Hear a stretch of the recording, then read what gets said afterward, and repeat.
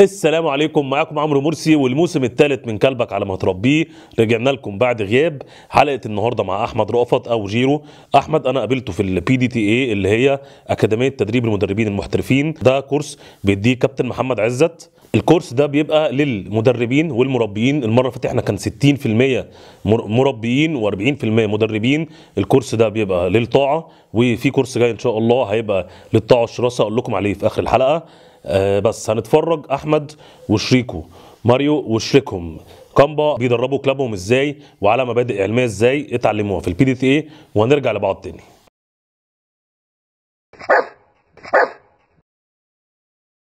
بسم الله الرحمن الرحيم. السلام عليكم ورحمه الله وبركاته. معاكم احمد رأفت الشهير باحمد جيرو، صاحب مركز جيرو كيناين لتدريب الكلاب. انا كنت واخد دورات ادفانسد بروتكشن وادفانسد اوبيدينس مع الاكاديميه الدوليه للمدربين المحترفين كابتن محمد عزت. والحقيقه استفدنا منه كتير وفهمنا حاجات كتير احنا ما كناش نعرفها عن الكلاب وعن التدريب بتاع الكلاب. وعندنا مركز تدريب كلاب وتاهيلها، وفي تعاون مشترك ما بيننا وما بين دكتور محمد مجدي صاحب كينل كامبا كينل. فلسفتنا في التدريب بتعتمد على التعزيز الإيجابي. بندرب الكلب بالحاجة اللي هو بيحبها، بالدرايف اللي هو عليه، بالفطرة اللي ربنا خلقها عليه، علشان الكلب يبقى حابب ان هو يسمع الكلام وحابب ان هو يبقى بينفذ معانا الأوامر وبينفذ اللي مطلوب. ما بنجبرش الكلب، ما بنضربش الكلب نهائيا، ممنوع الضرب نهائيا زي ما ناس كتير فاهمة الموضوع غلط. احنا بنبتدي نعمل حاجه اسمها كامبل تيست للجراوي من عمر 45 يوم ل3 شهور، مش قبل ومش بعد، وعلشان نطلع نتيجه صح. وبنبتدي بعد كده بنعرف الدرايف بتاع الكلب ايه والمتطلبات المستقبليه للجرو ايه، علشان نعرف نأهله صح. ان كان بيحب الاكل، بيحب اللعب، بيحب العض، بيحب الحنيه والطبطبه، ايا كان بنبتدي بعد كده نشتغل معاه وبنأهله للبروتكشن. عندنا مثال لاختيار الجرو من كامبل تيست من عمر 50 يوم زي زرزور، انتاج كامبا كينل. اخترنا الجرو مقوماته للحراسة الشخصية، كلب محترم جدا. اشتغلنا معاه من عمر 50 يوم، ابتدينا نعلمه الفول بايت كويس، طلع على البايت وورك كويس، كلب كويس. مقومات الكلب في السن لازم ناخد بالنا منها، من ناحيه ان الكلب بيسنن، بيغير سنان، ما ينفعش نضغط عليه، ما ينفعش نشد قدامه جامد علشان نفسيه الكلب وثقته بنفسه ما تتهزش او تقل. بعد كده بندخله في المرحله الثانيه ان الكلب بيبتدي يتبعت هجمات طويله او مطارده. بنبتدي نشتغل مع الكلب. اهم حاجه بالنسبه لنا في التاهيل ان احنا بنعلي الكلب او الجرو بثقته بنفسه. فيما بعد عندنا مثال تاني زي سامبو، كلب مالينو 6 شهور، كلب ملك عميل. اشتغلنا معاه ان هو الكلب مقوماته اعلى شويه بحكم ان سنه اكبر شويه.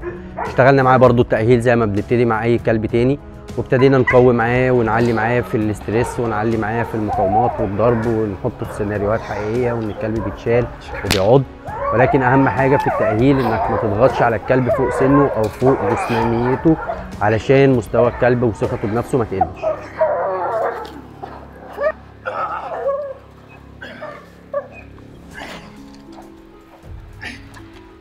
برافو سامبو، جود بوي. برافو برافو سامبو، جود بوي سامبو، جود بوي.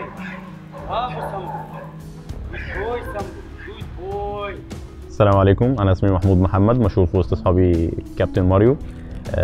شغال في مجال التدريب حوالي 9 سنين. الموضوع كله بيبقى متوقف على اختياري الصحيح للكلب، توظيف الكلب في المهمه الصحيحه ليه.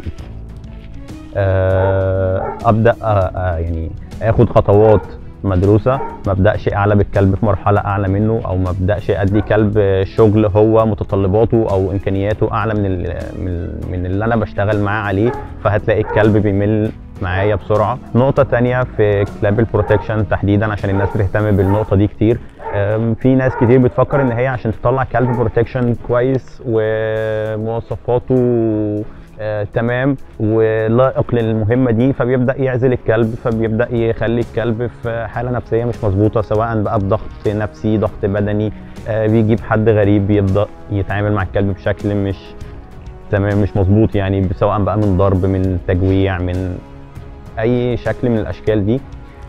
دي بتاثر بالسلب، عمرها ما اثرت مع كلب بالايجاب. يعني حتى لو الكلب بدا يبقى عنده سلوك عدائي، فبيبقى السلوك ده مش من دافع الحمايه، الكلب بيبقى بيدافع عن نفسه، هو مش بيأدي مهمه، هو بيبقى بيدافع عن نفسه عشان عارف ان في ضرر هيقع عليه، لكن ما بيقومش بمهمه محدده. الكلب بيخلص تأهيل، بعدين احنا بنبدا في مرحله الحراسه بقى في مرحله عمريه معينه حسب التكوين الجسدي برضو للكلب والتكوين النفسي للكلب.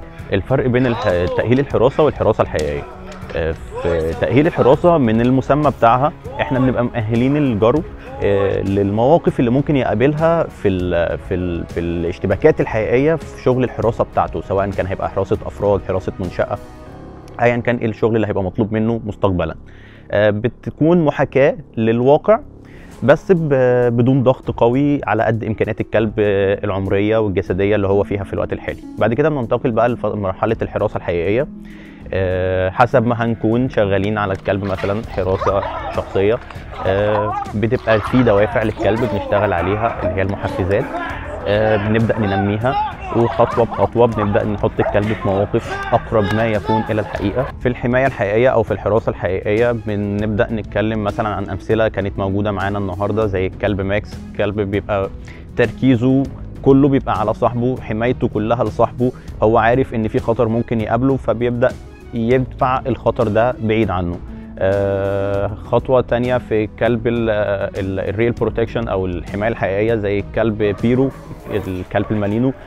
ده كلب حراسه منشأة، كلب بيبقى متعود ان اي خطوه بتتحرك قدامه في النطاق اللي هو مسموح له ان هو يحميه بيبدا يتعامل مع الهدف ده، بيعتبره تارجت ليه، بيبدا يثبته، بيوقفه، بيتعامل معاه ايا كانت ايه هو الهدف اللي داخله، ضخم كبير صغير، بيشتبك معاه، بيهرب منه، ما بيدلوش فرصه حتى ان هو يهرب. دي فكره الحمايه اللي احنا بنشتغل عليها. بنبدا شغل الحمايه الحقيقيه بقى مع الكلب في متوسط عمر السنه، ممكن يبقى بدري شويه قبل كده حسب مقومات الكلب الجسديه والشخصيه برضو حسب شخصيته. بنبدا بقى بناخد خطوات تدريجيه، من اول ان انا بعلي ثقه الكلب في نفسه. انت هتتعامل مع شخص ضخم كبير بيزعق بيعمل اكشن قوي ضدك، بس ستيب باي ستيب. بنبدا باول حاجه بعلمه ان هو بيعمل الفول بايت معايا الاول، واحنا مش بنلعب، لا احنا داخلين في صراع حقيقي. بيبدا يستخدم فكه معايا بشكل صحيح. ببدا اخش بقى في سيناريوهات تدريجيه، بنبدا نعلمه ازاي تطارد، ازاي يعني تقطع على حد بيهرب منك، ازاي تسد عليه طريق ما تخلوش يخرج من المكان ده، احنا محتاجينه يقف هنا. كل الخطوات دي بتتم بالتدريج زي ما ذكرنا في الاول. نصيحتي لاي حد بيربي كلب او مقتني كلب، المثل دوت انا بقوله لاي حد دايما: ابنك على ما تربيه. تدريب الكلب او تعليمه عمره ما كان بالضرب ولا بالعنف. خرج كلبك كتير، دخله في اماكن كتير متغيره، مش دايما مكان. ومعلومه على الماشي كده علشان الناس اللي بتستغرب ان علاقته كويسه بكلبه ودايما اول ما بيسيب من السلسله بيجري منه، هو كلبك عنده فضول ان هو يشوف ايه اللي هناك وشامم حاجات وانت مش عارفها او مش شاممها، وهو عايز يوصل لها هناك. يا عم انا عايز اعرف الحاجه اللي هناك دي، انت مانعني ودايما ممشيني قدام البيت بس. مختصر النصيحه، لازم نخلي الكلب بتاعنا في تواصل تام مع الناس، في تعرف تام على الاشياء المحيطه بيه بالبيئه اللي هو عايش فيها، سواء من عربيات في الشارع، من اشخاص غريبه، من اشخاص معروفه بالنسبه له، من ادوات موجوده في البيت، ادوات موجوده. يعني مش لازم احجزه عن الحياه عشان يبقى كلب حراسه، لا، خليه منطلق وخليه متعرف على كل حاجه حواليه. وبكده انتهت حلقتنا النهارده. بصراحه مجهود رائع جدا جدا من كابتن احمد رأفت او من كابتن ماريو، وان شاء الله في حلقه جايه هنتعرف على كامبا وعلى البريدز اللي عنده وعلى اهتمامه بالكلاب واهتمامه بالبريدنج عامه. وفي الاخر حابب اقول لكم ان انا ان شاء الله هحضر كورس البي دي تي اي اللي في شهر 3.